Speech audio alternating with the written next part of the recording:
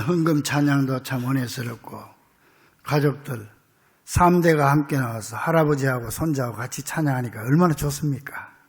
여러분 가정도 다 그렇게 되기를 축원합니다. 그리고 오늘 제일 은혜스러운 것은 우리 김장로님 기도예요.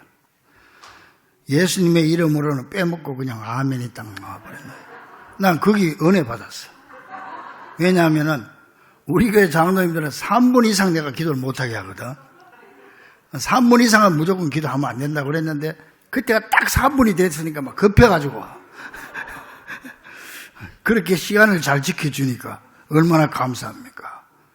어떤 교회는 장로님들 기도 10분 해버리니까, 어떤 찬양대에서 여름에요 아이스크림 하드 사가지고 아이스크림 사가지고 여름에 연습하면서 먹는데 장로님 기도하라 했더니 10분 해버리니까 다 녹아버려가지고 먹을 게 하나도 없더란다.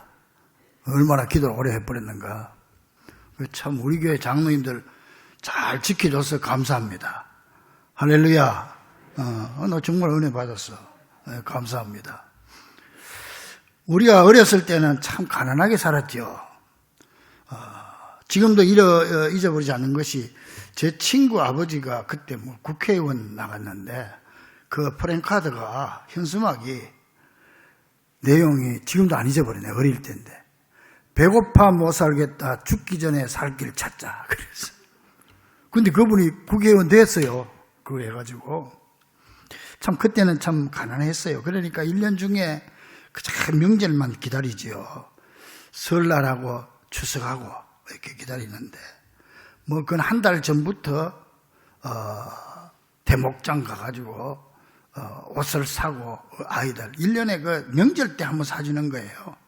신발도 사고 옷 사주고 이걸 집에 갖다 놓고 그냥 절대 명절날 입어야지 그전에는 못 입습니다. 그래 장롱에다가 넣어놓으니까 이걸 입고 싶어가지고 저녁마다 꺼내가지고 입어보는 거예요. 그러다가 이제 명절날 딱 되면은 딱 입고 나가는 거지. 나가가지고 어른들 세배하면 세뱃돈 또 주잖아요. 저희 아버님은 교회에서 목회한 목사님이시죠.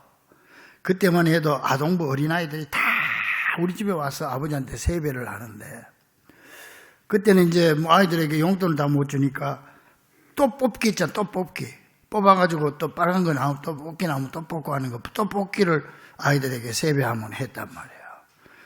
그때는 이놈들이 그냥 밖에 나가야 넌 뭐 뽑았냐 또 뽑기 했냐. 어떤 놈은 3번 와요. 3번 이 또 뽑기 하려고 세배를 하루에. 그렇게 하면서 참 이 명절을 보냈는데 참 그게 지금은 참 많이 그리워집니다. 그리고 명절 때 되면은 제일 붐비는 데가 어디냐 하면은 이발소하고 목욕탕이에요. 그 명절에는 다 명절 전에 이발을 하니까 그냥 줄 서 있습니다.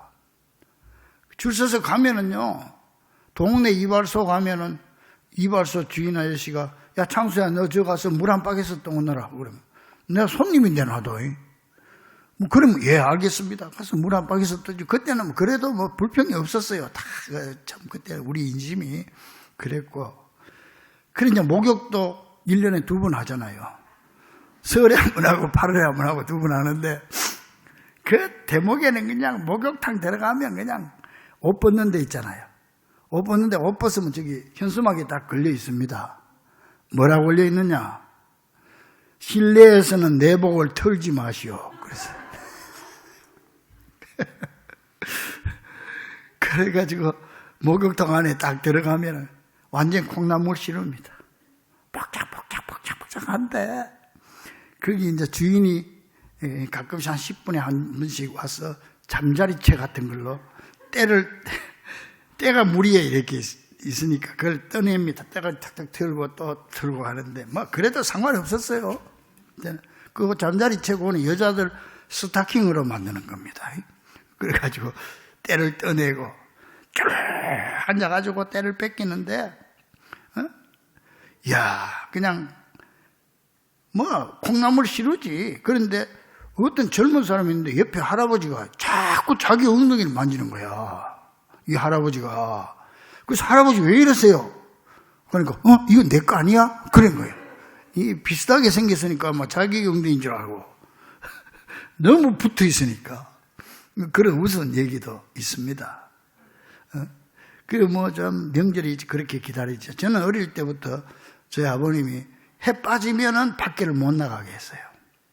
아예 꿈도 안 꾸는데 설날하고 추석은 예외예요. 그러니까 저는 이제 개인적으로 추석에 밤에 나가서 친구들하고 노는 것 때문에 또 기다려지고, 또 동네 가설극장 또 하나 들어오면은 그 일개 면이 축제지. 그냥 가서 영화 구경하고 그냥 몰래 천막 밑으로 그냥 숨어서 들어가고 걸리고 그냥 그렇게 했지 않습니까? 어떻게 보면 좀 그때가 그리워집니다. 그리워집니다. 지금은 뭐 아이들 옷 사달라는 얘기도 없고, 명절 됐다고 해서 뭐 기다리는 게 있습니까? 세배가 있습니까? 뭐 참 다 이렇게 됩니다. 근데 이렇게 기쁘고 좋은 날인데요, 우리 예수 믿는 사람들에게는 부담이 되는 문제가 하나 있어요. 그게 뭐냐면은 죽은 조상에게 효도한답시고 제사 지내는 겁니다. 이것도 뭐 온 가족이 다 예수, 우리 장로님들처럼 이러면 뭐 문제가 안 돼요. 근데 며느리가 혼자 예수 믿는다든지 그 집 식구들 중에 자기 혼자 예수 믿으면 이거 제사 지낼 때 이거 절을 하라고 그러고 하니까 이것 때문에 아주 고민이 많고, 또 그것 때문에 가정에 다툼이 일어나는 가정도 참 많습니다. 제가 21살에 군대 가가지고 해병대 그때 영장도 안 나왔는데 지원해서 갔죠. 가가지고 24살 때 제대를 하게 됩니다.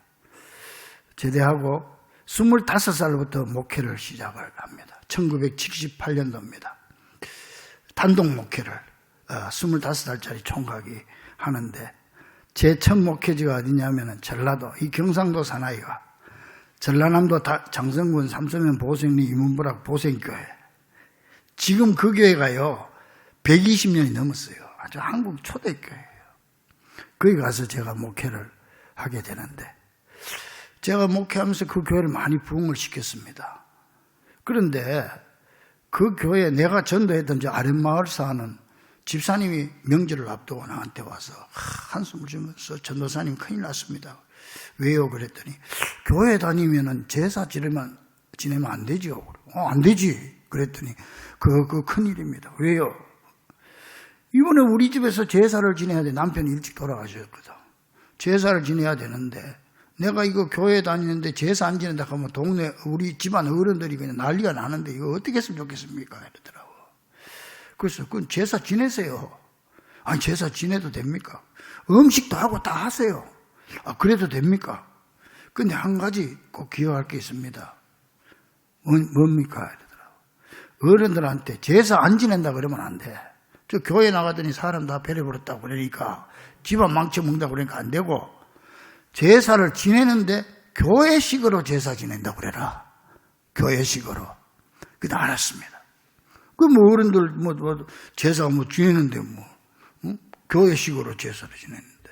근데 그 전라도 그 옛날에 그 노인네들 양반들요, 한복 입고 갓 쓰고 딱 앉아 있는 거예요.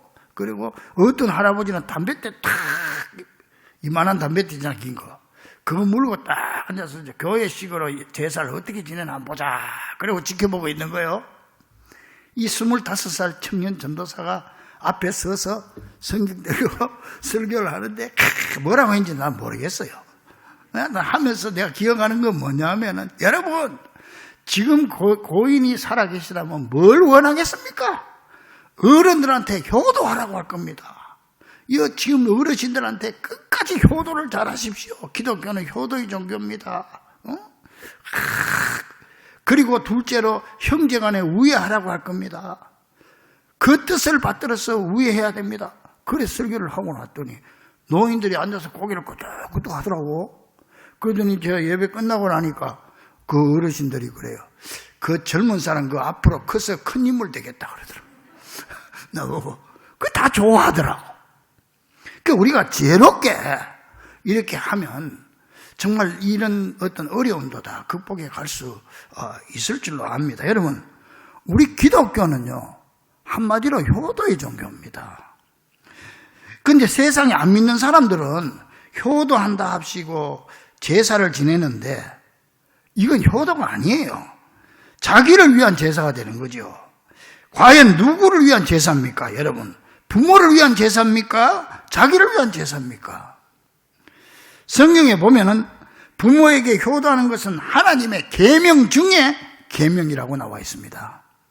10계명을 보면은 첫 번째에서 네 번째까지는 하나님을 잘 공경하라는 그런 계명이죠. 다섯 번째에서 10번째까지는 인간에 대한 계명인데, 인간에 대한 계명 중에 첫 번째가 내 부모를 공경하라. 믿습니까?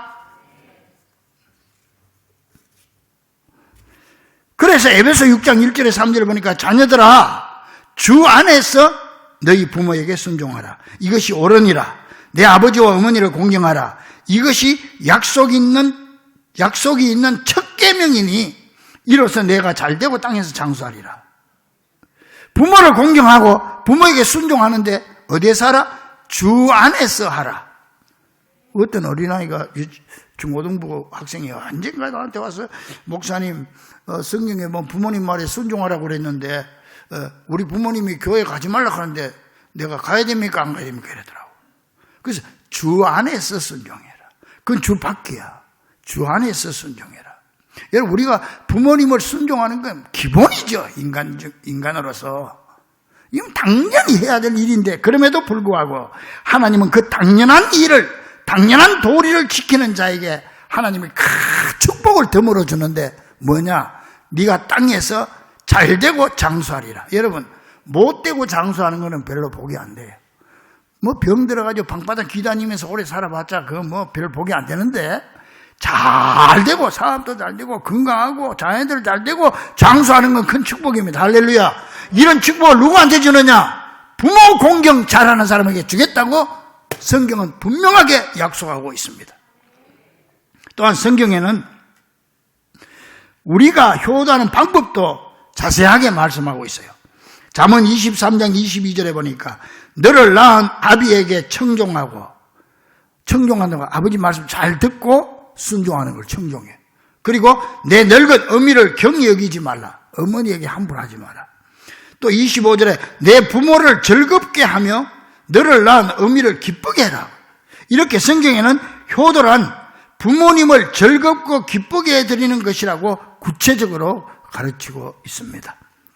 또 잠언 17장 21절에 보니까 미련한 자를 낳는 자는 근심을 당하나니, 자식이 미련하면 부모가 근심이네. 미련한 자의 아비는 낙이 없느니라. 미련한 자식, 부모 속 썩히는 어리석고 미련한 자식을 둔 부모는 낙이 없다는 거야. 또 잠언 17장 25절에 미련한 아들은 그 아비의 근심이 되고 그 어미의 고통이 되느니라. 부모에게 항상 근심거리가 되는 자녀들, 부모의 마음을 아프게 하고 고통을 주는 자녀들은 아주 미련한 불효자식이라는 거죠. 이게 얼마나 불행한 일입니까? 나가서 성경에 보면요, 여러분 이런 무시무시한 말씀도 있습니다. 잠언 30장 17절에 보니까요, 아비를 조롱하며 어미 순종하기를 싫어하는 자의 눈은 골짜기에 까마귀에게 쪼이고 독수리 새끼에게 먹히리라. 무슨 말인지 아세요? 이것은 아주 저주받는다는 말인데, 불효자식은 죽은 후에도 그 시신을 치러줄 사람이 없기 때문에 그때는 길거리나 들판에 내버려버리는 거예요. 그러면은 독수리나 까마귀 밥이 된다는 거지. 얼마나 무서운 저주입니까? 또 출애굽기 21장 15절에 보면은요, 자기 아버지나 어머니를 치는 자는, 자식이 아버지 어머니를 친다고 때린다고 반드시 죽일지니라. 죽이라고 그랬어. 이 성경이 참 무서운 말이에요. 죽일지니라. 응? 또 17절에 자기의 아버지나 어머니를 저주하는 자는 반드시 죽일지니라. 이런 말이 여러 곳에 나옵니다. 부모에게 말을 함부로 하고 저주나 악담을 하는 자식은 살려두지 말고 반드시 죽이라는 거죠. 레위기 20장 9절에 만일 누구든지 자기의 아버지나 어머니를 저주하는 자는 반드시 죽일지니 그가 자기의 아버지나 어머니를 저주하였은저 그의 피가 자기에게로 돌아가리라. 저주에게 피가 돌아가고 반드시 죽여라. 그뿐만 아닙니다. 성경에는 효도를 얼마나 강조하는지 신명기 21장 18절에 사람에게 완악하고 패역한 아들이 있는데 부모의 말을 순종하지 않고 징계해도 순종하지 않아서 부모가 그를 끌고 성읍 장로들에게 가서 그 지역의 그 장로들 유지들 그때는 그들에게 가서 이 자식은 완악하고 패역하여 부모의 말을 듣지 않고 방탕하여 술에 잠긴 자라고 말하면 그 성읍의 사람들이 그를 돌로 쳐서 죽여라. 둘러서가지고 돌로 쳐서 죽여라. 왜 이렇게 해야 되나? 그 이유까지 설명해 놓고 있어요. 이같이 너희 중에서 악을 제하라. 그리하면 온 이스라엘이 듣고 두려워하리라. 그 사람을 보고 딴 사람들이 두려워서 부모 공경 잘하도록 만들어라. 그 말이죠. 여러분, 이 세상에 이렇게 효도를 강조하는 종교가 어디 있습니까? 이처럼 기독교는 효도를 얼마나 중요하게 여기는지 하나님 다음으로 효도를 강조하고 있습니다. 그런데 이렇게 효도를 강조하는 기독교가 죽은 조상에게 제사하는 걸 왜 반대합니까? 그 이유는 죽은 조상에게 제사하는 것이 효도가 아니기 때문입니다. 그 효도가 아니라는 거예요. 이건 잘못된 효도 방식이기 때문에 우리 기독교는 살아계실 때 부모에게 효도를 다하는 것이 참 효도라고 말하고 있는 것입니다. 어떤 부자가 있는데요. 그 어머니가 늙은 어머니가 중풍으로 쓰러지더니 치매에 걸려버렸어. 그러니까 어머니가 대소변을 못 가리니까 온 집안이 그냥 오물 냄새로 진동하게 되죠. 그랬더니 그 부자가요. 집에서 멀리 떨어져 있는 오두막집을 하나 구해서 거기에다가 어머니를 모신 거예요. 옛날 얘기니까 우리 요새 같으면 요양원에 보내겠지만 요양원이 없을 때. 그리고는 집에서 일하는 사람들 시켜가지고 밥이나 그저 갖다 줘. 끼마다 그렇게 했습니다. 그러니까 그 어머니가 치매에 걸려서도 가끔 정신이 들 때가 있는데 자식들과 손자들을 볼 수가 없고 말할 사람도 없으니까 얼마나 외롭고 고독했겠습니까?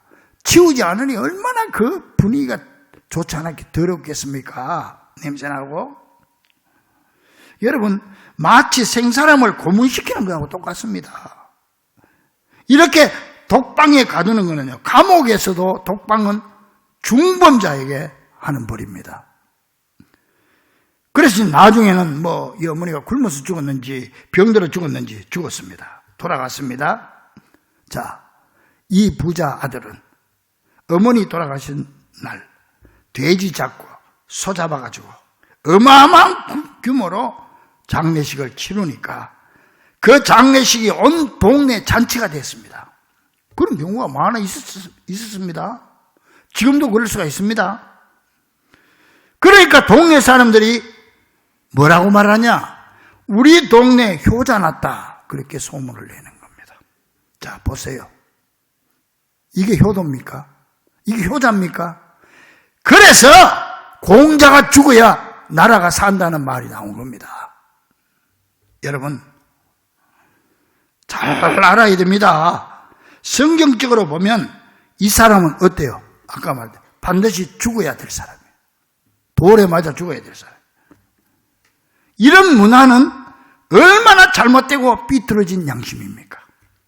살아계실 때는 아무렇게나 하고 돌아가신 후에 제사만 잘 지내면 됩니까? 우리나라에 이런 문화는 속히 없어져야 됩니다. 그건 효도가 아닙니다. 효도는 살아계실 때 하는 겁니다. 그래서 김경일 교수가 공자가 죽어야 나라가 산다라는 책을 썼는데 베스트셀러가 됐습니다. 여러분, 죽은 조상에게 제사상을 잘 차렸다고 조상님이 잡습니까? 죽은 조상에게 절을 한다고 그분이 압니까? 근데 왜 그걸 효도라고 착각하며 살아가느냐 이 말입니다. 우리가 성경을 보면은요, 모세가 죽었을 때요, 하나님께서 모세의 시체를 없애버렸어요.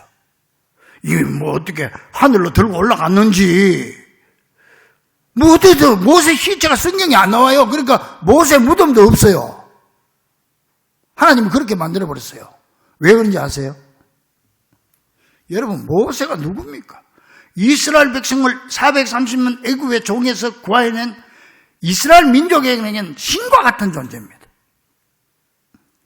만약에 모세 시체를 장사 지냈다면 무덤을 어마어마하게 피라미드처럼 만들었을 것이고 어마어마한 행사를 했을 겁니다. 온 국민들이 와가지고 그 앞에 절하고 제사 지내고 굉장했을 겁니다. 그래서 하나님께서 시체를 없애버린 거예요. 느보산에서 죽었는데 지금도 모세 무덤이 없어요. 그러므로 여러분 분명히 기억하십시오. 제사는 살아계신 하나님께만 드리는 것입니다. 믿습니까? 제사는 누구에게도 드리면 안 됩니다. 하나님 외에 제사 지낸다는 것은 먼저는 하나님을 대적하는 엄청난 죄를 짓는 것이고 그 다음은 자기가 자기 자신에게 스스로 속는 것입니다. 여기서 우리가 분명히 알아야 할 것은 하나님께서 우리에게 율법을 주신 것은 우리를 사랑하시기 때문이고 우리의 행복을 위해서 말씀을 주시고 교회를 주신 것이라는 사실입니다. 그래서 신명기 10장 13절에 보니까 내가 오늘 내 행복을 위하여 내게 명하는 여호와의 명령과 규례를 지킬 것이 아니냐. 하나님이 이 계명을 주는 거, 여러분들 교회 나와 예배드려라, 예수 믿는 사람 이렇게 살아라, 때로는 귀찮고 힘들 때가 있지만 그건 하나님이 뭘 위해서? 우리의 행복을 위해서 주신 것이다. 뿐만 아닙니다. 하나님의 생각은 그게 아니라 예레미야 29장 11절 이하에 보니까 여호와의 말씀이니라 너희를 향한 나의 생각을 내가 아나니, 우리를 향한 하나님의 생각이에요. 너희에게 미래와 희망을 주는 것이라. 믿습니까? 너희를 향한 나의 생각을 내가 아나니 너희에게 미래와 희망을 주는 것이라. 하나님은 우리에게 미래와 희망을 주네. 너희가 나에게 나와서 부르짖어 기도하면 내가 너희의 기도를 들을 것이요 너희들이 온 마음으로 나를 구하면 나를 찾을 것이요 나를 만날 것이니라. 할렐루야.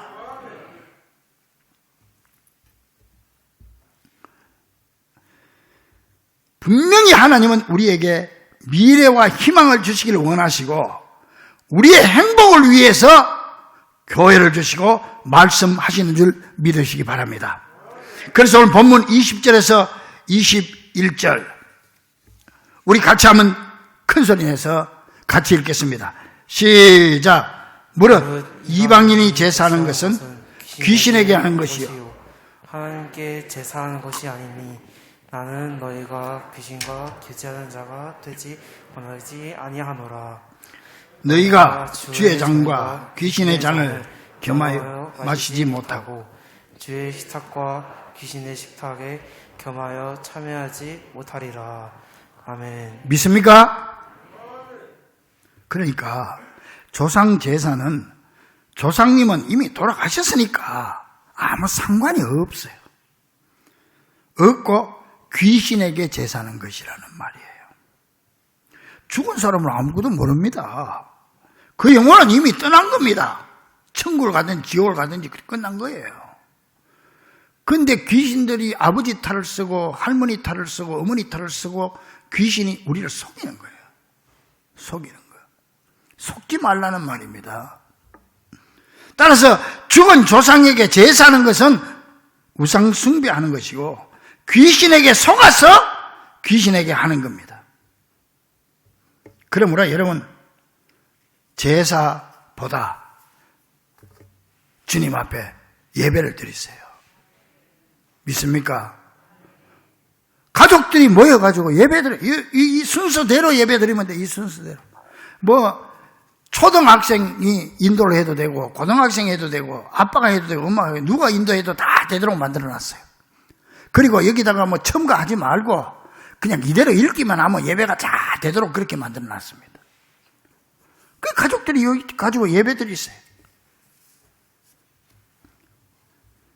그러니까 성경은 부모님 살아생전에 효도를 다하는 것이 성경적인 올바른 효도라는 사실을 강조하고 있는 것입니다. 여러분 가나안 농군학교 알죠?